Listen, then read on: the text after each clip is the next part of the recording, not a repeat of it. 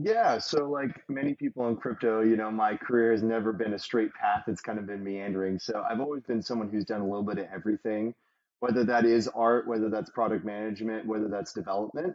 So I consider myself someone who's a little bit of a jack of all trades that enjoys kind of the startup lifestyle of you never know what you're going to be working on. So, whether it's talking to people on Twitter about Basepaint or helping them with the product or, writing some code, I love all of the above. Yeah, so originally I got into crypto in late 2016. I have a friend of mine who was really into Bitcoin back then, and he showed it to me. He's like, "Oh, you got to check this out." And I bought a little bit at the time, and it went up a lot. I was like, "Okay, wait, what is this thing? What's going on here?" And so kind of dove down the Bitcoin rabbit hole of what is money, what is a blockchain, why are these things interesting, and it was kind of this intellectual itch that I developed that I couldn't really ever scratch, right? Of like, is this technology real? How is it going to change the world? I just had so many questions. And, you know, I find blockchain so fascinating because they're like an onion. You never really know what you're going to learn next. There's always more layers to it that you're kind of learning deeper and deeper into. So, from an intellectual standpoint, blockchains were very fascinating to me. Um, and so I then got a job at Coinbase, worked there. It was a great experience. And then, yeah, I worked at Zora next. That was also really cool. I would say up until I worked at Zora, I was very STEM person, very sciencey. But after I worked at Zora, meeting some great people, I think they definitely showed me the side of art and why art is cool and that intersection of science and art. There are a lot of great people at Zora that have a fascination with technology, but also arts and all that other stuff. So working there was also another great experience. And while I was working there, that's actually when Basepaint released.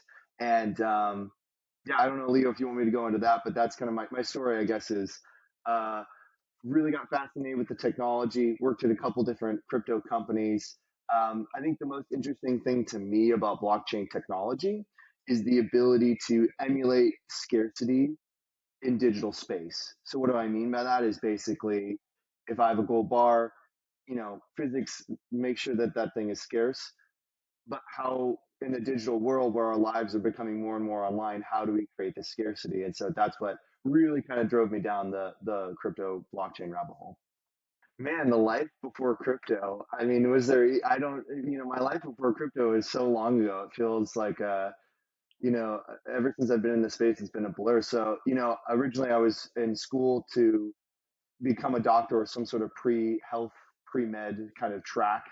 Kind of realized at the end of my college career, towards like I only had like a semester or two left, that maybe I don't want to go into like the health field.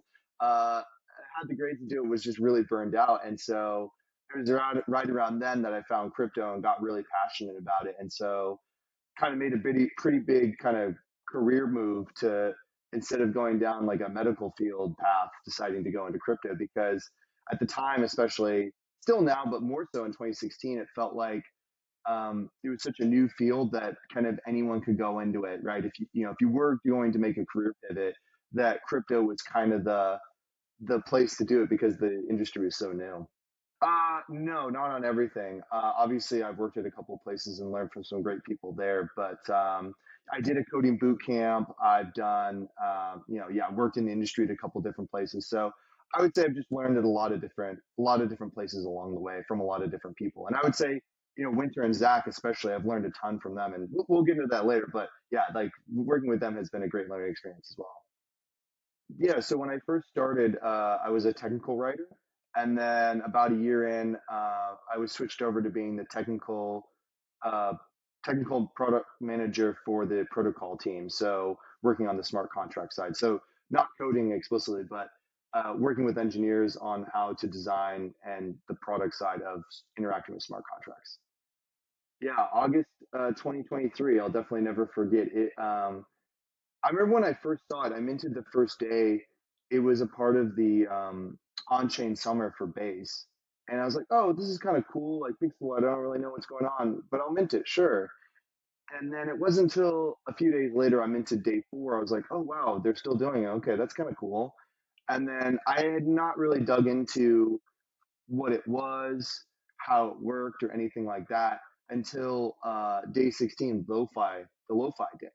And I think that's where it kind of caught wind, and I think a lot more people really started to understand because I actually read the smart contracts and was just kind of in shock of like how cool this thing was.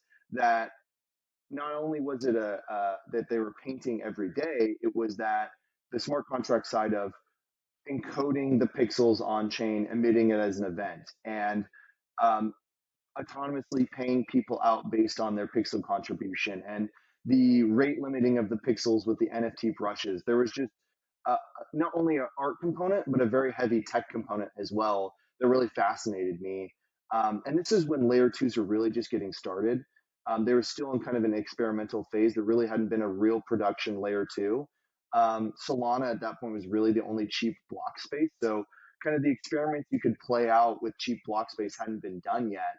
And this to me felt like, in terms of a consumer application, something that really actually needed a blockchain and crypto to build. It felt like the first time where it's like, okay, wow, there's a convergence of cheap block space and applications we've never built before in crypto coming to fruition here that we've always talked about. Yeah, so that's a good question. How did it start? Yeah, I remember being on Twitter and just being kind of such a fan of Basepaint and being like, this project's awesome. Who's working on this? Who's building this? And obviously found Zach and Winter, who had started the project, and basically just DM them on Twitter, hey guys, love what you're building. Would love to contribute to it. You know, the site at that point in time when they'd first started, they had, I think from iteration to launching, it had only been like 2 weeks, right? Because they had, in their minds, I think this was like a cool project to launch on base when it first started. I think their expectations, uh, were just like, hey, let's launch this and see what happens. I don't think they had, any crazy ideas for the project. And so they built the application really fast. And, one of the craziest things to me, I remember was there was no mobile UI. Like the UI was only was desktop only. You couldn't, like, if you tried to go on mobile, the dimensions were just, you couldn't use it. But I think the thing to me that showed that this project had staying power was, even though the website was not mobile responsive, I still loved using it on mobile. I still would use it. Like, and to me, that's like the um, hallmark of a killer application is the UI is important and UX is important, but like if the product is so good that people just flat out don't care, that I think shows that you have a really cool application on your hands. And that's how I felt, was that this thing was barely usable on mobile at first, and it didn't matter because it was such a cool app, right? So basically, I came in and I said, "Hey guys, love what you're building. Would love to contribute. I see you guys don't have mobile yet. What's kind of like the traffic look like?" And I remember, I think Zach was telling me, "Oh, it's about 50% mobile traffic," and it was kind of like, "Oh, you guys don't have a mobile responsive site.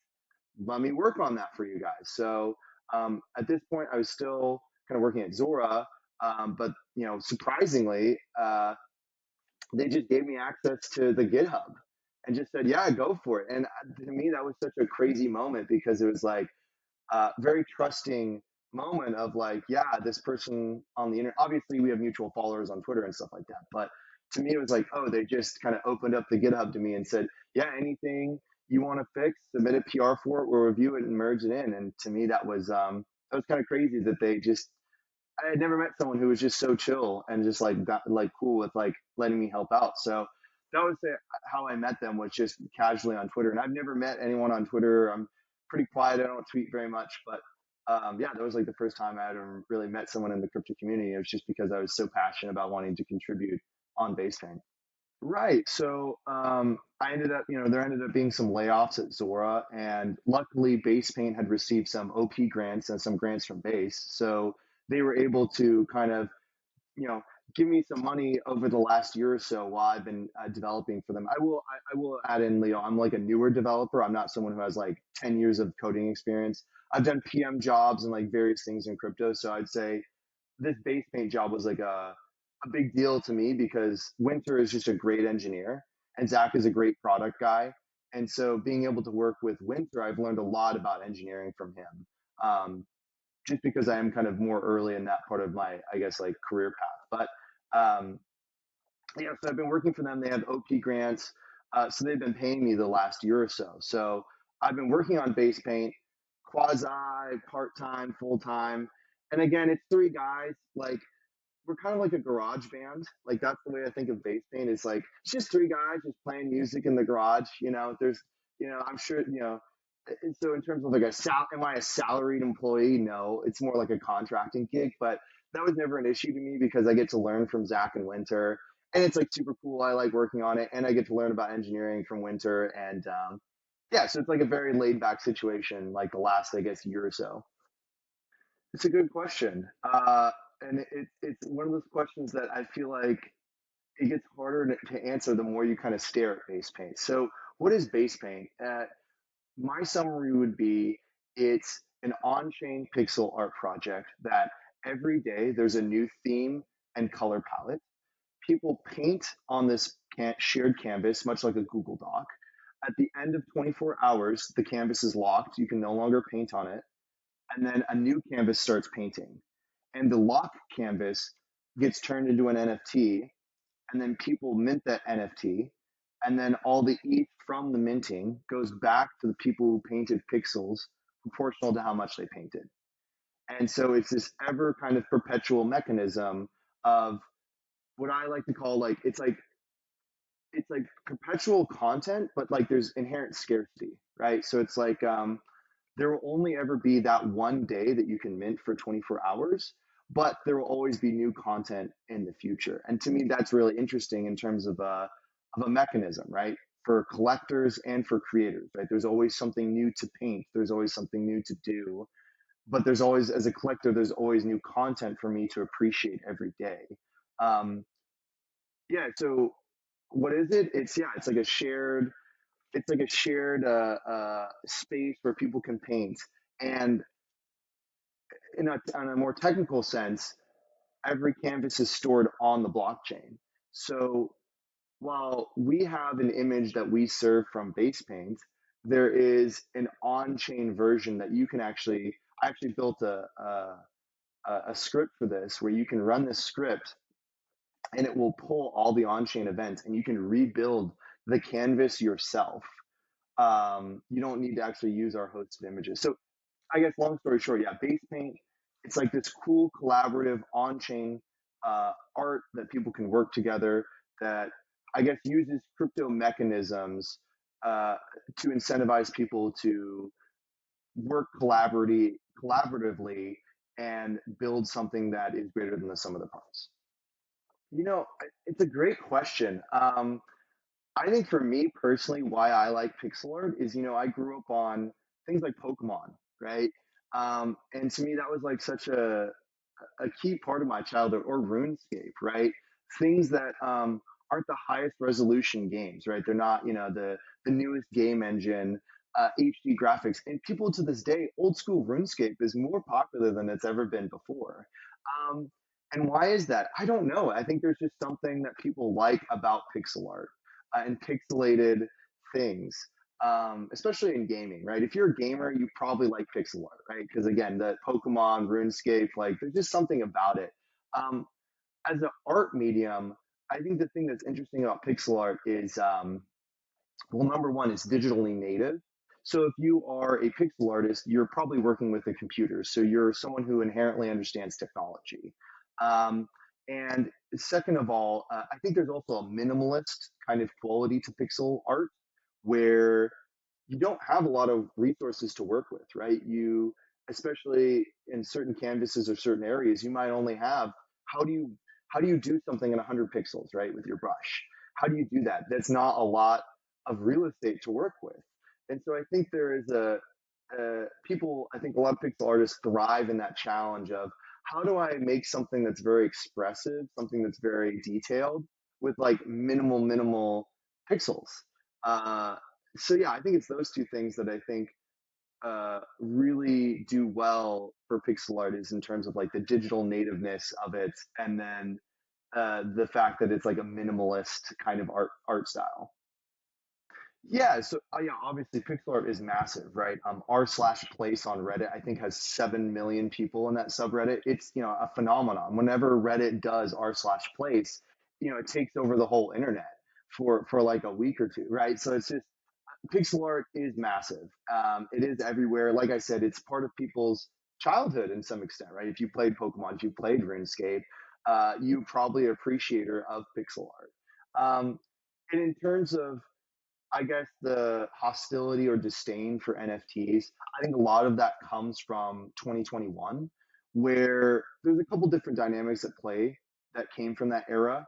I think the biggest one is the gaudiness of NFTs and the high value, high speculation nature of the NFTs from 2021. And I think a factor of that was the fact that Ethereum didn't have uh, cheap block space, right? Because the gas fees were so high. In order to mint, you had to have a high value NFT, right? It was like $100 in transaction fees to mint an NFT.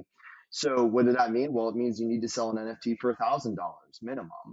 And so I think this drove the use case for NFTs in 2021 to be these, Rolex, Lamborghini, somewhat, some would say gaudy uh, uh, uh, flexing tools that people use. And I just think a lot of artists just have a disdain for that kind of, flashy wealth. And then there was other components, I guess, like Ethereum was on proof of work. There were concerns around environmentalism. Now we've transitioned to proof of stake, so those, kind of gone out the window. But I think at its core, I think why artists were frustrated was they saw these rich people flexing their monkey JPEGs that were worth more than a Lambo, right? And and that I think that viscerally upset a lot of artists. And I think I'm not too worried about it because I think in the long run, this technology is here to stay. Like, there's a lot of people who didn't like the internet when it first came out, and now they're complaining about things on Twitter, right? Those same people who did not like the internet are on Twitter screeching about things they don't like about now. So I think it's inevitable that those people will inevitably become converted. But I think the thing is now we have cheap block space. So now you go from uh, these very expensive Lamborghini priced NFTs down to what does a $5 NFT look like, right? I think that's why Basepaint hit it off was instead of it having to be something that no one can afford, what if it's something that everyone could afford? But you have to be there, that 24-hour component that gives it scarcity. So I think the things that will win people over to NFTs is the fact that now we can just sell them cheaper and they're more accessible to people than they were previously. And they won't be, in some sense, maybe they will be still a flexing symbol or whatever, but I think that the technology will just get cheaper and cheaper and cheaper so that you have like, you know, a penny mints. Like that can totally be a thing, right? So yeah, I think those people will come to our side eventually. Yeah, I think I, there's a lot of different ways to go with that. So I think the first thing I would say, a lot of the people that painting are very talented, right? I have a brush. I used to paint. I'm not trained in that art style. And to me, I'm always amazed what people come up with, right? And what they're able to accomplish, even with a small amount. Some of the 100 and 200 pixel uh, brush artists do amazing work, with the limited pixels they have. So I would just say there's a lot of talented artists that we have in our community. I think the other aspect that's really interesting as well is the global distribution of the artists, right? I think you tend to think, oh, when you're launching an application, oh, you're targeting this market and this area. But the thing about crypto is specifically is that it's global, right? And that's, I think, the killer thing about base paint is that anyone anywhere in the world can contribute on day one and start earning money, right? If we tried to build this with Web 2, right? Let's say we do physical prints instead of NFTs, right? And so you paint and then we sell physical prints and then we pay people based on the physical prints, right? And it's like a Shopify checkout thing, right? How do we pay people, right? I mean, PayPal, maybe, Western Union, I don't know, right? Because we have artists all over the world. on every continent almost. I mean, except Antarctica, obviously, but like almost every continent, if not every continent. How do we pay these people if we're using a Web 2 mechanism? So, um, webs like it is necessary because our artist community is so global. That is the killer unlock with crypto is that we're able to seamlessly pay everyone everywhere. It doesn't matter where you are because crypto is in the internet native payment rail. We can pay anyone. So I would say our community is really talented and very global. And the thing that's fascinating to me about the community is that people are able to coordinate really well. Um, we just have a simple chat that people type in and they post images and thoughts, and people go over things together with each other. And that's awesome. And I think one of the most interesting days to me was minimalism. And minimalism was a day where at the 11th hour, everyone just decided, hey, what if we just erase everything we've done that day? And then we just do the color palette as like the 4 or 5 blocks or whatever. And the fact that everyone kind of implicitly agreed, went with the flow, and that's what was able to result in it, just kind of shows, I don't know, like it gives me hope for humanity because it's like, oh, we can coordinate. Like there are good people on this world.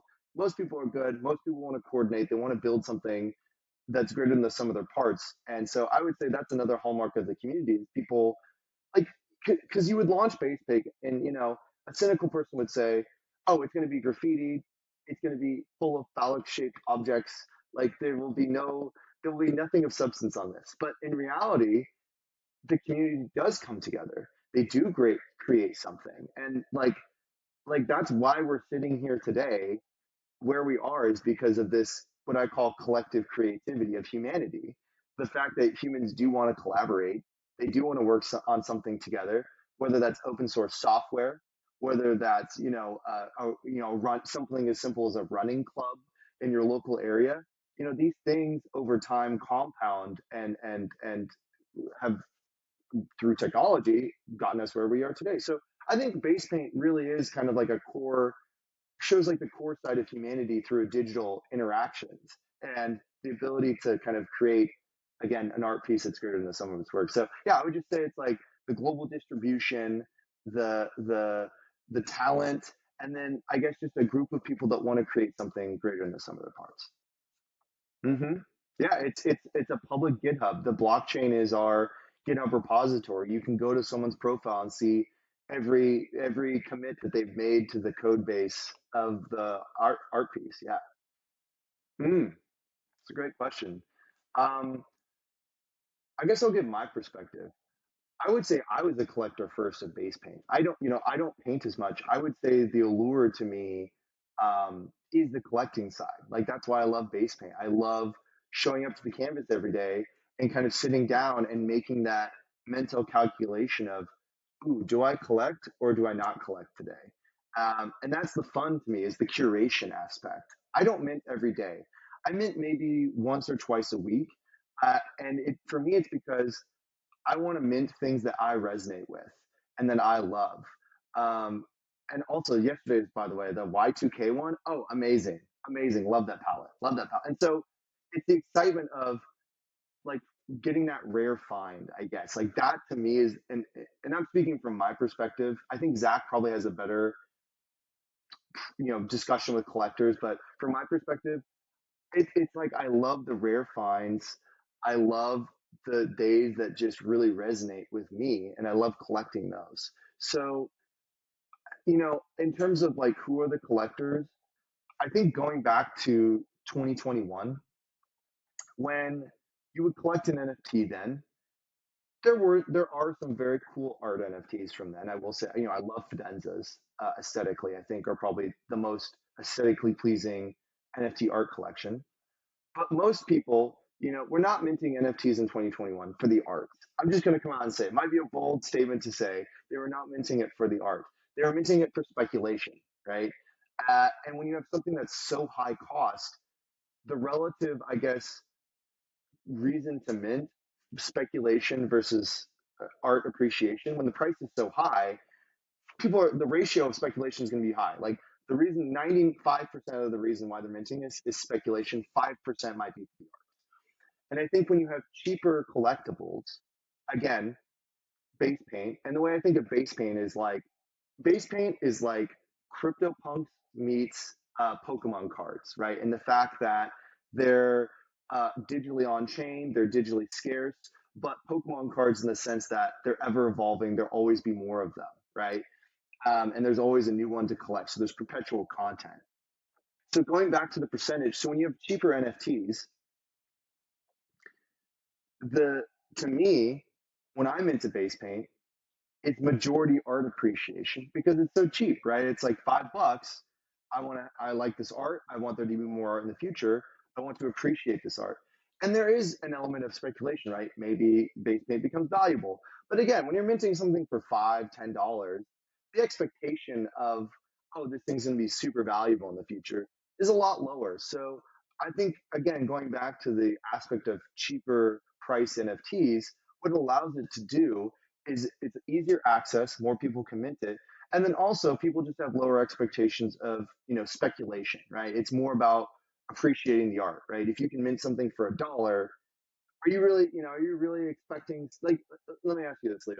If you go to an antique shop and you buy something for $1 versus you buy something for $1,000, your expectation of the appreciation of that value is a lot different for the dollar thing versus the $1,000 thing. So that's the way I like to think of it, is that I think a lot of the collectors, because base paint is a cheaper, more accessible NFT, that there's just less speculation. It's more about the art and the funding of these artists than something that would be like $1,000 NFT.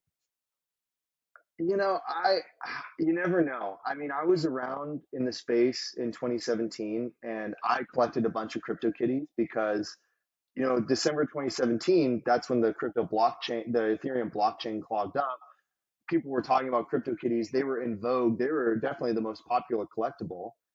But now it's CryptoPunks. I would have never have guessed that CryptoPunks would have been the most popular collectible NFT from the past, based on as someone who was there. So, in terms of where Basepaint goes in terms of collectability and all that, no one knows. I have no idea. Yeah, I mean, we always do these side by side comparisons of the on chain summer, right? Day one, day 366, and then day 731, right?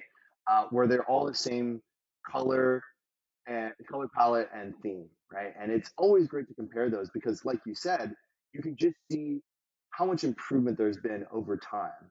And I think there's a couple different factors, right? I think we've had some younger, newer pixel artists just get better as time has gone on, and I think we've just gotten better at coordinating, right?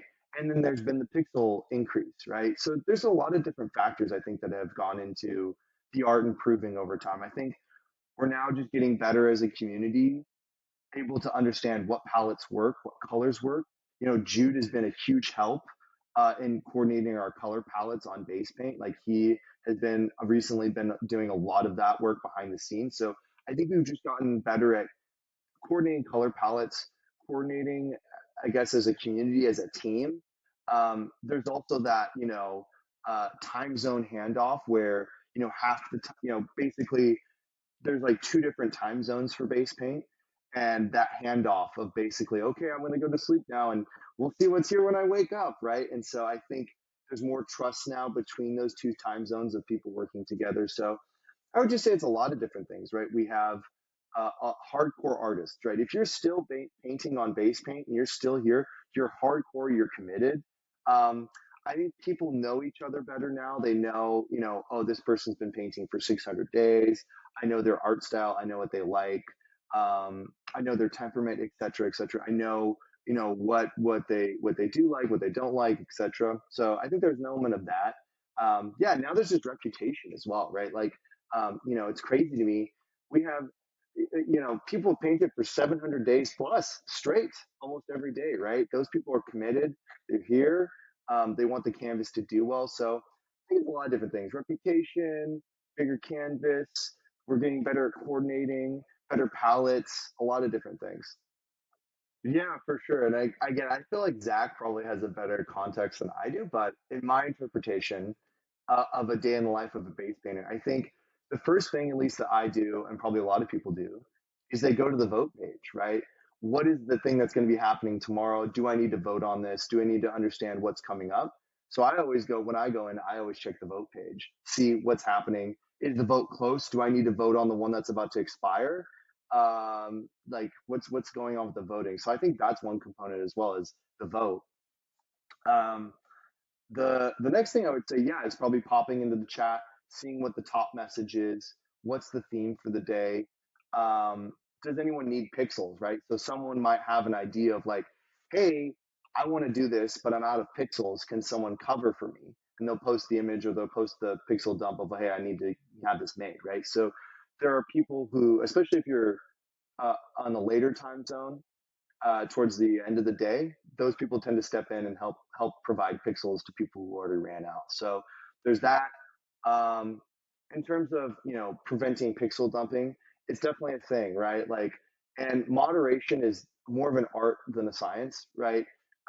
There are people who might have drawn something that might not be their best work, but you shouldn't ding them for that. Maybe they're running late for something or something's going on. They want to contribute, but they just didn't have enough time today. So moderation is definitely difficult. But luckily, we have a bunch of great community members who have taken the mantle to help moderate our community. And like I said, I don't think that pixel dumping or painting over other people's work is actually that. It's not as common as one would think. It definitely happens, but um, again, I think there's reputation on the line, right? If you're still here, you're hardcore, and everyone knows who you are, and everyone can see what you're doing on chain. They can go to your profile and they can see this guy just dumped 400 pixels on the canvas incoherently. That guess what? That's on the blockchain. They're going to see that forever on your profile. So I think there are social deterrents to people wanting to do that, and obviously if there is someone who's adamant on doing malicious behavior or bad behavior, they're going to get downgraded. Their brush will be reduced in pixel size. So I just think there's a lot of deterrence. And well, yes, again, it's not perfect. Basepaint's not perfect. You know, we have come a long ways.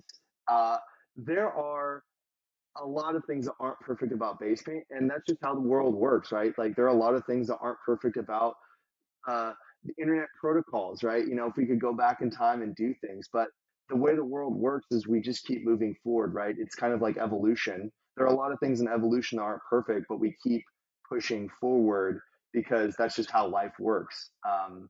And you just got to deal with it. But the fact that base paint is still going means that there are a net positive of good things about it that far outweigh the negative. So yeah, obviously. So, Zach Winter and I have those moderating privileges. There are a few members in our community who do have those abilities. In terms of things that the community has taken over, the two biggest ones have been theme voting and palette creation. So, theme voting, obviously, originally when Base Paint first started, it was Zach and Winter manually coming up with ideas of like, because again, they thought, the project maybe lasts a few weeks, etc. Now we're on day 760 plus, right? Um, so in their mind, they were like, oh, yeah, we can do this manually. And then I think around day 40, it's like, okay, all right, what do we do now? So when they added in theme voting, I think that was a huge step forward because, again, it removes the cognitive overhead for Zach and Winter, and also just delegates it to the community because the more people you have looking at a color palette, especially artists, the more kind of things that they can come up with, right? That you would never think of. Like there are days that theme suggestions, I'm like, oh, that's amazing. I would vote for that. I'm going to vote for this, but I would have never come up with it. So I think theme voting was a big one in turning it over. And thank you to everyone who proposes themes. We actually include that in the NFT metadata, and we store that on chain. So all the proposers are stored and recorded, just to be like a cool incentive, right? You know, it's difficult. We didn't want to offer a monetary incentive for people to propose themes because obviously when you involve monetary incentives, they can perverse the desire to have your theme win. So what's kind of that middle ground? Again, social relevance credits to that person of hey, if you propose the theme and it wins, you get included in the metadata and we store that on chain. Basically, for all of time, you are pointed to as the person who proposed this idea. And people really like that. And so that was like a really good, I guess, mechanism to get people incentivized to propose themes. Now, the other big one is definitely palettes. Um, Jude, again, I'll bring him up. He's been huge for helping us. Originally, it was Zach and sometimes me trying to do this. And again, we're not super deep in the pixel art world. So, it's like, what color, here we're going to have a green themed palette, right? Oh, well, I don't know exactly what shade combinations are good for pixel art in this context, right? I don't know. Maybe this one. And so it's a lot more kind of scattered approach. Whereas now Jude has come in and he has a much more refined way, I guess, of creating these much more rich palettes. If you've noticed, the number of colors per palette has gone up. I think Jude's been a big proponent of that. And it's not like we were against more colors in the beginning. It's just more of like, I don't know what makes a good palette, so I'm going to make it as minimal as possible. So now with these more expressive color palettes, yeah, Jude has just been a good job of really updating those. And yeah, I mean, there's a lot of people who help in the community. Creamy as well, right? Someone who's always there's someone who's always willing to let us know when something's broken or raise the flag at, hey, this user's having this trouble onboarding. So, um, you know, Crypto Moogle has done a great job in terms of, when the canvas starts, they do a good job of kind of setting the architecture for the day, which is a really important thing because if we don't have a clear design, the palette quickly becomes a collage, right? And I would say that the big days that are coordinated and well done is when Moogle and other people that are key parts of the community come in and they draw the framework. They do the background scenes, the basic outlines, right? To get people started versus a collage is kind of a free for all like idea, which again, I'm not opposed to those, but the days that are very coordinated tend to be ones that are shepherded by someone who has a vision and is willing to kind of put down those first pixels to create the framework for the day. Yeah, so obviously from like a collector side, I love showing up to the website. Again, I'll repeat myself here maybe a little bit, but first I'll check voting to me because I think the voting aspect is maybe I don't want to say under what's the phrasing? To me, voting, in my opinion, is very important because it's kind of like the forward looking, okay, what are we doing tomorrow? I think a lot of painters might be focused on what we're doing today, whereas I'm like, I want to focus on what we're doing tomorrow. So voting is really important to me. So that's the first thing I do most days. And then the second thing I'll do is I'll go to the mint page or the gallery, just to see like, okay, how many have been minted so far today? What is the current one that's minting? Do I want to collect this or not? Do I like the color palette? I'll go in and check the animation for it, so you can hover on the play icon in the gallery. What does the animation look like? So I guess kind of making an assessment of, do I want to mint this?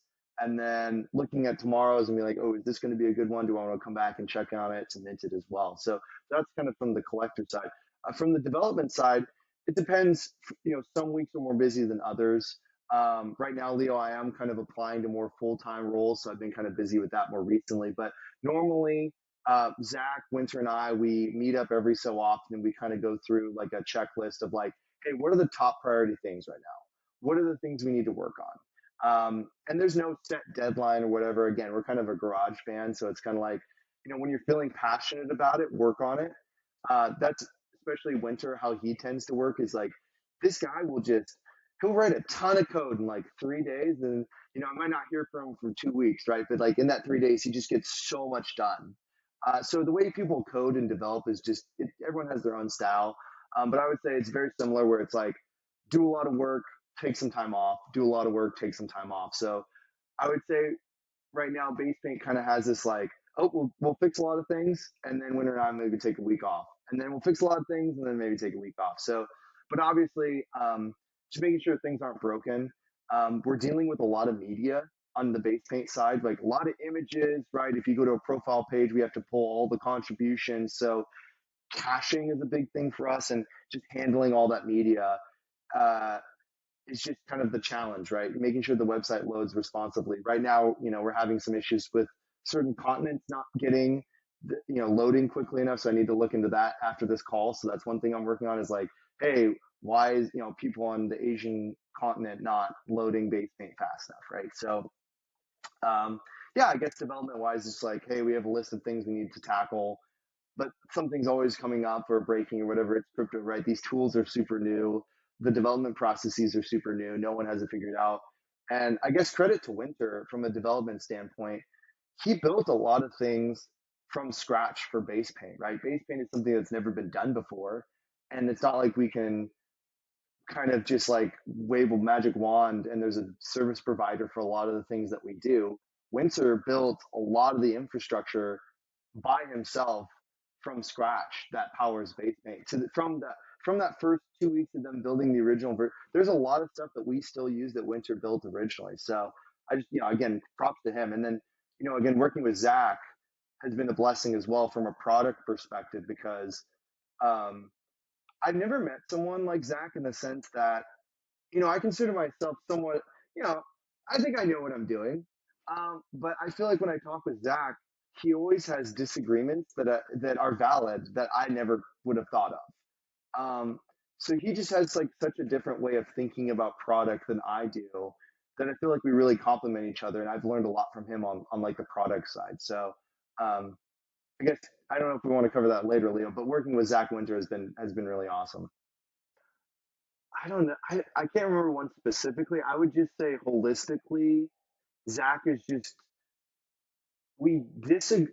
I've never met someone who I've had a healthy that much healthy disagreement about. Like I feel very comfortable disagreeing with Zach and Winter and it not being a big deal, right? Um, like he and I disagree all the time about what we should do or things we should work on, and it never feels personal. Like it feels like Zach and Winter are people that are very approachable in the sense that you can say I don't agree with this thing, and like they're open to dialogue, like they're open to discussing about it.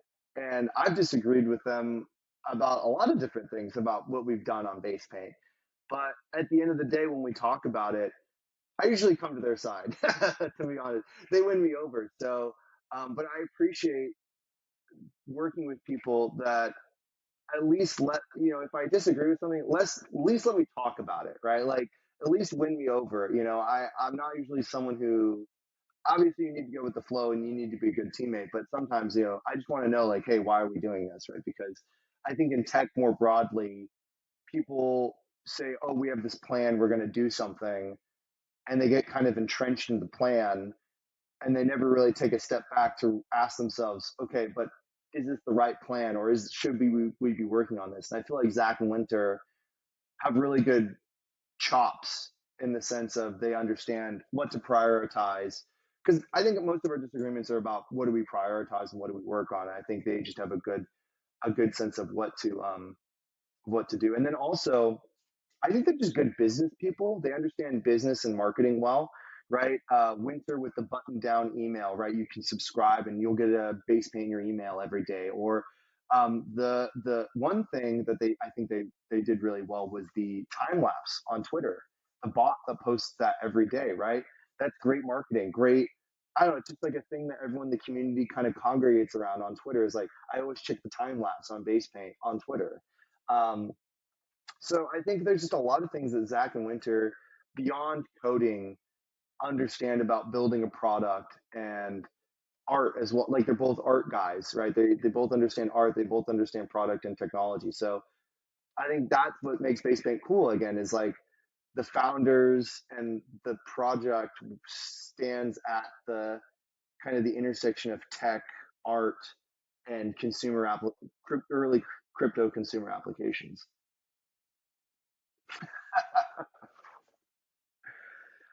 It's a great. I mean, you can always improve things. They can always get better, especially in software, right? And I remember I had a friend who told me once, the what is it? The antagonist to good is not evil; it's better, right? So there's always more we could do. Um, I think there's a lot more we could do with base paint. I think right now, like I said, we're a garage band. It's three guys hanging out on the weekend playing music together. Um, but in terms of like technical capabilities and possibilities, oh yeah, there's so much more that's possible in the future that we could do. I think that's kind of the cool part, and also kind of like gives me anxiety about basement is like there's so much that we can do, right? I think from a collector perspective, from showcasing your artworks to doing brackets on what's your favorite base paint, right? Like uh, to making the canvas bigger, to subscriptions, right? Like there's so many different models and mechanisms that we can build on top of this thing, and UIs and all this other stuff. Um, that yeah, that's one thing that does excite me. That's like, wow, there's just so much things that you can build. But also our core contract is non-upgradable. So when Winter deployed it, it's static, right? Like the way base paint works is the way base paint works. It's not going to change. We can't change it because we can't upgrade the contract. So a lot of these things that we can do in the future, we're going to have to get tricky with it. We're going to have to get I don't know. We're going to have to get kind of creative with it because the base contract's not upgradable. So we're going to have to build extension contracts on top that kind of kind of expand the complexity and the functionality in interesting ways. So yeah, there's a lot more to do for sure. Yeah, actually, I wrote a blog post about a year ago called Read Write Paint, kind of a play on Chris Dixon's Read Write Own. And the idea of that article was, okay, I'm building these consumer applications that he's talking about in his book. If I was to add an extra chapter to that book and about my experience at Base Paint, what would I write? And I end the article talking about how I think that Base Paint in a sense, is kind of like the CryptoPunks for creative, collaborative, on-chain works, right? So CryptoPunks in the sense that they were the first PFP collection, right? And that spawned a whole generation of progeny from that. And in our sense that, is base paint going to be here in 5 to 10 years? Who knows? But will it likely spawn something that is a collaborative, creative thing that takes off? I think so. Yeah, I I think at some point these mechanisms, again, whether that's I don't know what medium it could be. I think, like you said, pixel art is the best medium because it's so simple. It's easy to code and store on chain and verify and all that stuff. Um, but it could be things like music. It could be things like open source software. And I think the strength of crypto, again, is that it's the internet native payment rail, right? You can pay people for their contributions anywhere in the world immediately.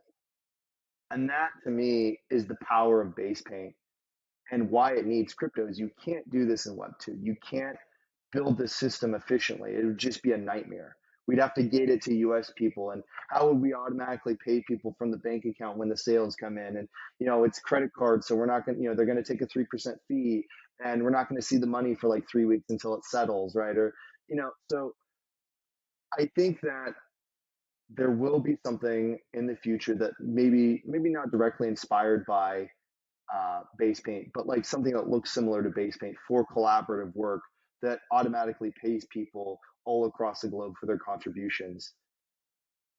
Yeah, no, I mean it's so yeah, it's such a great question, Leah. And I want where do I even begin? I think hmm, so. There's two parts to this answer. So the first part is I think one of the unique draws of base paint is that it's easy for someone to sit down and earn $5 casually painting on the canvas, right? Um, Crypto in previous cycles, and to some extent, why people don't like crypto is that it's the get rich quick, right? I'm going to make generational wealth. I'm going to retire my bloodline. You hear these things all the time on crypto Twitter, and that's such a bubble. That's not the world that most people live in, right? Most people are not wanting to gamble on meme coins and hope for 1,000x on their money, right?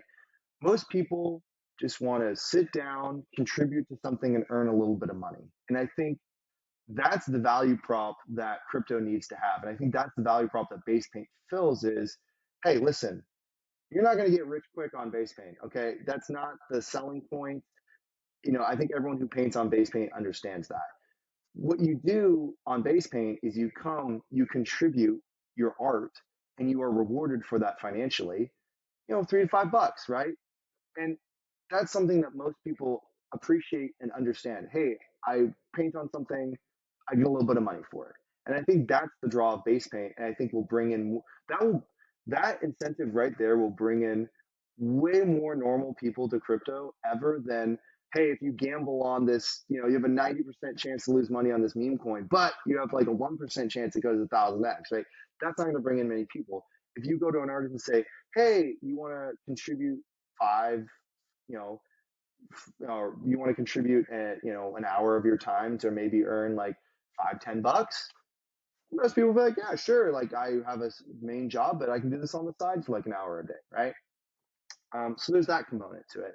But in terms of again our global audience, yeah, I mean it's one thing that you don't realize, right? Coming from maybe a more developed country, maybe earning $5 a day, $10 a day isn't that big of a deal. It's like, oh, okay, that's kind of cool. But in maybe a more developing country, that's a big deal if you're earning $10 a day from casually painting on a canvas for an hour. That's pretty good. That's a better rate than minimum wage in some countries, right? So that's one thing I never fully appreciated was uh, the fact that this incentive model and mechanism in the U.S. is pretty good, or wherever, but in other countries, it's amazing, right?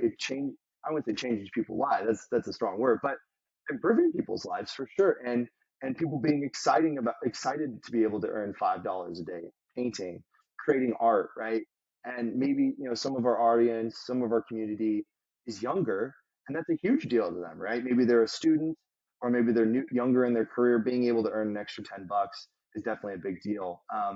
Yeah, and I know we have some great community members in Southeast Asia, some people in the Philippines who have personally messaged me and said, "Oh my gosh, thank you so much for making base paint. This has changed my life. I'm earning a better wage hourly painting on base paint than I am at my job. Thank you so much." So yeah, I mean, there's definitely been people who have been impacted, and it's kind of hard to fathom because again, this is our garage band project that we're hanging out and just making music. We're just making art, man. It's supposed to be a fun thing, and to certain people, it's changed their lives for sure. Man, that's a great question. To be candid, I hadn't thought of that. But if you 100x the number of painters, I think there's definitely a limit, right, on the number of people who can coordinate. Dunn's bar number, I'm not familiar with the term exactly, but there's basically a cap on like a village, the amount of people that could coordinate effectively. It's like I think like around 150 people, and yeah, I think you definitely run into coordination issues when you reach the upper limit. Um, but I think things like art/play still kind of prove the point that you can have a large number of people coordinating. So I I think there definitely is a limit, but that limit is probably a lot higher than we probably realize. So it's not something of great concern to me, but I wouldn't be shocked if you said, "Oh, we have 1,000 people painting and we're able to build a coherent canvas," because again, things like r/place exist. And again, that's not coherent, but those are different subgroups, sub-tribes working together to paint something. But I, I still think that you could have a coherent canvas with 1,000 people painting on it a day. I think the issue becomes more so the canvas size, right? So that in that event, you would need to increase the canvas to a larger size because you wouldn't want, obviously it'd be it'd be insane if there were 1,000 people at the current canvas size because people would be painting over every other pixel, right? So I think the limiting factor wouldn't be, oh, like we have too many people painting. I think the thing would be how big can we grow the canvas and how do we coordinate on a larger canvas more so than like the number of painters. But yeah, I think the number of painters would be there's a cap for sure, but it's probably higher than we realize.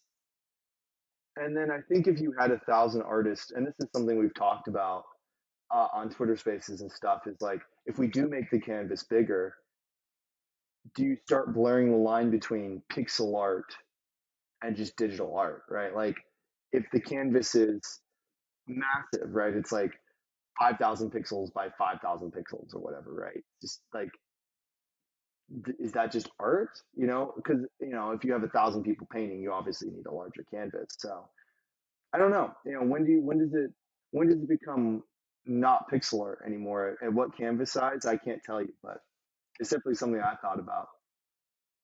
Hmm. I guess concerns? Not really, because I don't know. Again, we're just kind of doing it for fun, like it's just a fun project. And I wouldn't say that like Zach Winter or I have like big expectations or like, oh, this thing needs to be XYZ size by this date or whatever, growth metrics. I think most of us are just like, hey, we love the art. People are benefiting from this. It's a cool project. Let's keep it going as long as we can, right? And I think that kind of mentality has gotten us pretty far. I think when you start trying to force things, especially in art, it just kind of like kills it. So I think for us, it's just like, hey man, this is cool. Let's build something. Let's make something and see how long it lasts, right? Um, I think for me personally, just getting to day 1,000 is exciting. Um, there's something about that number, the mimetic quality of reaching day 1,000. I don't know how many crypto projects have made it to day 1,000, but it's probably not a lot, right? Like, the fact that we can make it that far, like that's a win in my book. I mean, Basement's already won, right? The fact that we're at over 700 days in my book, that's a win. I'm sure for Zach and Winter, that's probably a win to them too, right? Like, that is crazy that we've been doing this every day for 700 plus days, right? But yeah, getting to 1,000, I think really is just like that mimetic number of like, oh, 1,000. Um, in my mind is like, wow, that's like a crazy achievement that you can say like every day for 1,000 days they made art collectively together. So yeah, I don't know.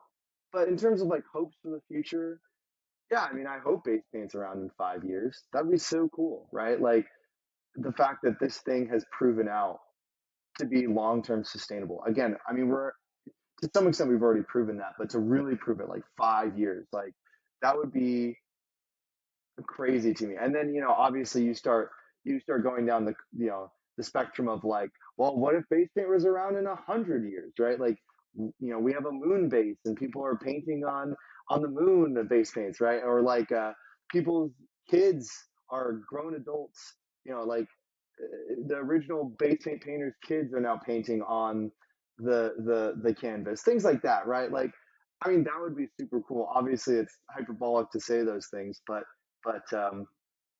yeah, I don't know. I would just say, like, me personally, I like to collect the art. I love checking the base paint page every day, and at this point, I feel like we've already kind of achieved a lot. So I'm just happy with where we are already. It's possible, I guess. I mean, again, we have great community members who put in a lot of time and effort, right? I want to emphasize that there are people who put in to base paint just as much time as Zach Winter and I in the community, right? Doing palettes, helping people, coordinating the day, the theme, all that stuff, right? So I'm sure to them there's like kind of a Sisyphus boulder esque thing of every day you're pushing that boulder up the hill, right? Every day you're painting. So I'm sure to some people it's been a long journey if you've been painting almost every day for 700 plus days. So I don't know. I wouldn't say there's no plan or anything for us explicitly on day 1,000 for anything, but I don't know. I could see some people being like, okay, well we hit day 1,000 and that being like a cathartic thing, like, oh well, I've done my tour of duty, and I get that. So yeah, I feel like we could go into like the nerdy tech side of it, but like I think it's like too technical. Like, there's just a lot of really cool tech that Zach and Winter made when they did it, but that's more of like an engineering product thing. So it might kind of go over the heads of a lot of people. Like, I guess like how the encoding works and how it's stored on chain and all that to me is like just so fascinating. But I'm thinking like a just a start to flow, like you go from painting on the canvas to it being stored on chain to minting. How does that all work, right? Like the actual under the hood technical part to me is because that's what I love about Basepaint is not only the art, it's the tech, right? Like how they built this is so cool. So okay, I guess yeah. How does how does Basepaint work, right? So the way it works is you get an NFT brush, and that brush has an associated amount of pixels with it every day. So let's say 500 pixels. And in the NFT contract, it stores that number of pixels. So you get 500. And when you go to the Basepaint website and you paint on the UI, it encodes those pixels. So it's an X coordinate, a Y coordinate, and then the color. Okay. And then when you go to save those pixels, it takes that and builds an Ethereum transaction and submits it to the smart contract. That smart contract then emits an event with that encoded instructions for the pixels you painted. And then anyone, not just us, because Basepaint's an open protocol, anyone can listen for that event, ingest it, and then build the canvas from all of those paint events from people painting.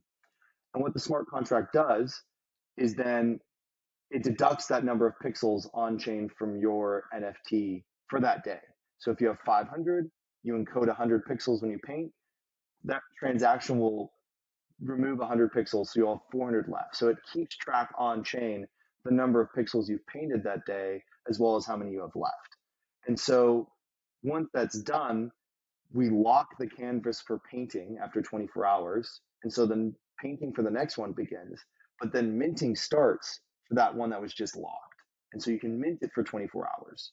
And so what that does is it accumulates ETH, okay? And then since we've recorded the total number of pixels and then how many pixels you've placed on the canvas that day, we basically have a percentage of how much of the ETH you should get from that specific mint. So when you go to claim, what's happening is it has a record of how much ETH it raised and your percentage, and it just allows you to withdraw that much ETH from the smart contract. And then after the 24 hours, the NFT is locked. You can never be minted again. And so it's like it's scarce. That thing you had to be there, you had to collect it during that time. So that's the overarching mechanic. Yeah, that's all I wanted to add, Leo.